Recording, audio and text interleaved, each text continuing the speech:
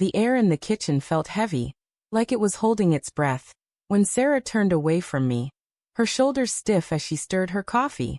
"You're overthinking it, Mark," she said, her voice clipped, like a door slammed shut. It was the fourth time this week she'd dodged my touch, my questions, my existence. A month of this. Her pulling away, me chasing shadows.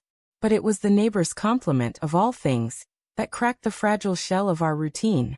"You've got a good one there, Mark," Mrs. Delaney had said, her eyes crinkling over the fence as she nodded toward our house. "Sarah's lucky." I'd laughed, awkward, the words landing like a stone in my gut. Lucky? If only she knew. The living room was dim, the late afternoon sun slicing through the blinds in thin, accusing slats. I sat on the couch, nursing a beer, the bottle sweating against my palm.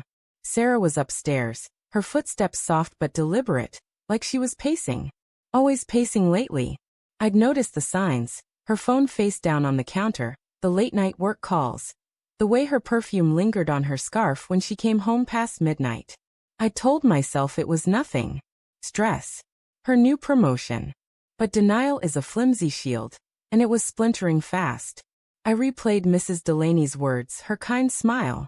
She'd caught me raking leaves, my shirt clinging to my back, and her compliment had felt like a lifeline.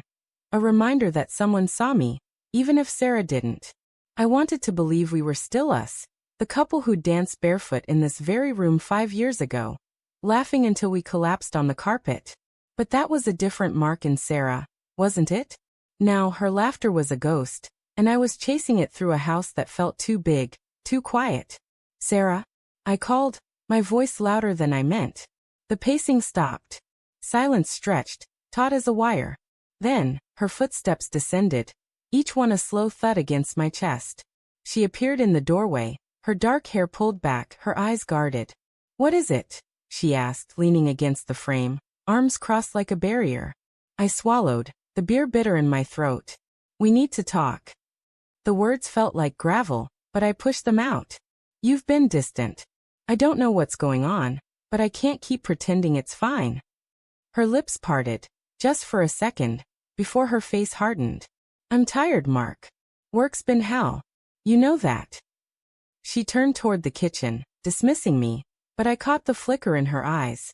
Something raw, something scared. "Don't walk away," I said, standing, my voice sharper now. "I'm not an idiot. The late nights, the phone, the way you flinch when I touch you. What's going on, Sarah?"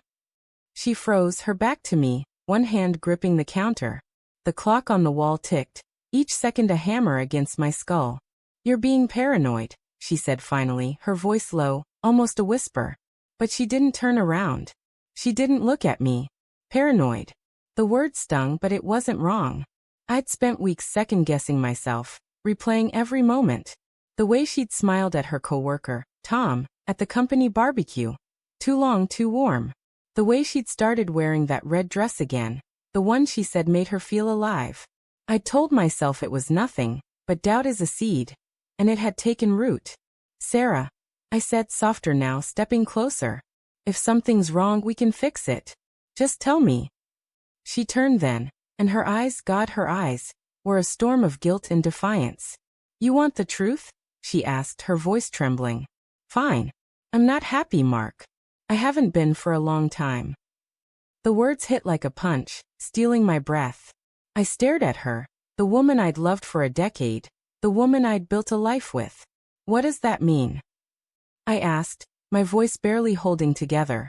"You're not happy? With me? With us?" She looked away, her jaw tight. "It's not that simple." "Then explain it," I shouted, the sound echoing in the quiet house. My hands were shaking, and I hated it. Hated how small I felt, how desperate. "What's not simple, Sarah? Tell me what's going on." Her silence was worse than any answer. It stretched, suffocating, until she finally spoke, her voice so soft I almost missed it. "There's someone else." The world tilted. My knees buckled, and I gripped the back of the couch to stay upright. Someone else.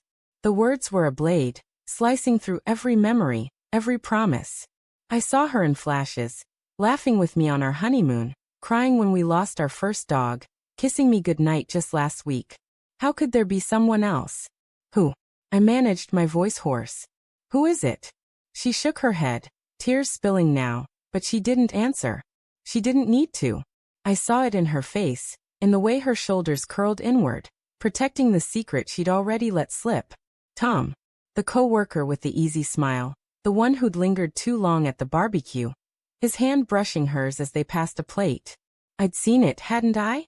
And I'd ignored it, because I trusted her. Because I loved her. How long? I asked, my voice breaking. 3 months, she whispered, and I felt the ground crumble beneath me. 3 months of lies, of her coming home to me, sleeping beside me, while her heart was somewhere else. Why? The question tore out of me, raw and ragged. Why, Sarah? What did I do wrong? She sobbed then, a sound that broke my heart all over again. You didn't do anything, she said, her voice cracking. It's me. I felt trapped. I don't know how to explain it. I just needed more. More. The word was a slap. I'd given her everything, my time, my love, my future, and it wasn't enough. I wanted to scream, to shake her, to beg her to take it back. But I just stood there, frozen, as the life we'd built shattered around us. The doorbell rang, sharp and jarring, cutting through the haze. Sarah flinched, her eyes darting to the door. I moved before I could think, my feet carrying me to the foyer. I opened the door, and there he was, Tom, his face pale, his hands stuffed in his pockets like he was trying to hide something.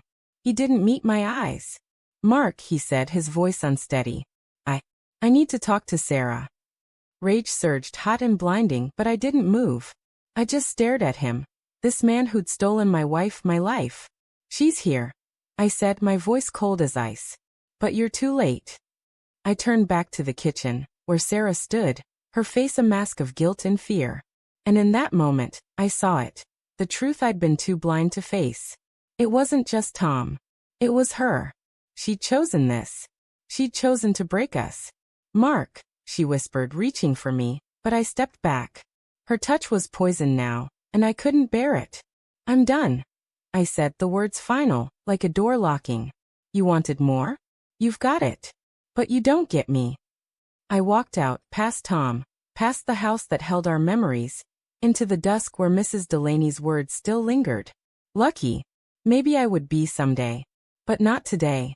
Today, I was just a man with a broken heart, walking into the dark.